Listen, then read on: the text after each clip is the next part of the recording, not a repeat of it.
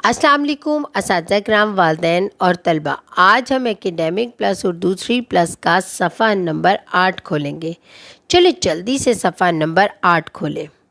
اس صفحے کو پڑھنے سے پہلے میں اساتذہ کرام اور والدین سے مخاطب ہونا چاہتی ہوں۔ جیسا کہ آپ جانتے ہیں کہ سیکھنے کی 4 مہارتیں ہوتی ہیں، جن کو انگلش میں 4 اسکلز کہا جاتا ہے: سننا، بولنا، پڑھنا اور لکھنا۔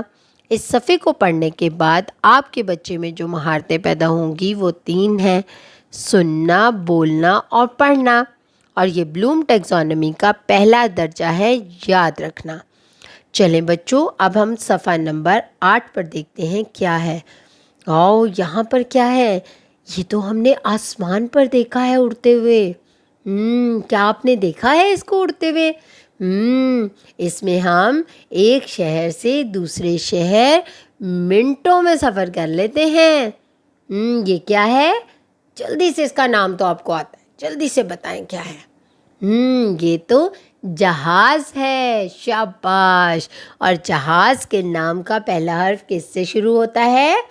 جیم سے، شاباش۔ اور جیم کی آواز کیا ہے؟ ج ج ج۔ سب مل کے میرے ساتھ بولیں: ج ج ج، جہاز۔ اب ہم دیکھتے ہیں جہاز کا نام جو ہے وہ کتنے حروف سے مل کر بنتا ہے؟ جیم، ہے، الف اور زے۔ یہ تو 4 حروف سے مل کر بنتا ہے۔ چلیں بچوں، اب ہم دیکھتے ہیں کہ حرف جیم لکھا کیسے جاتا ہے۔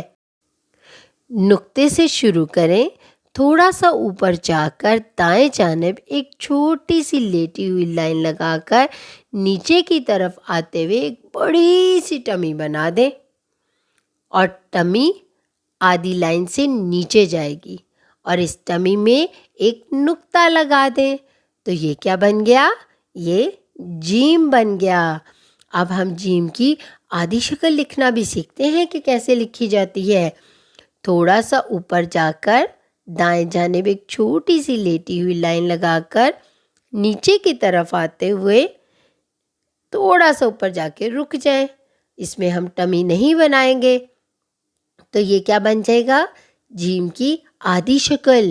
جیسا کہ آپ کو پتہ ہے جیم کی آدھی شکل کیوں بنائی جاتی ہے؟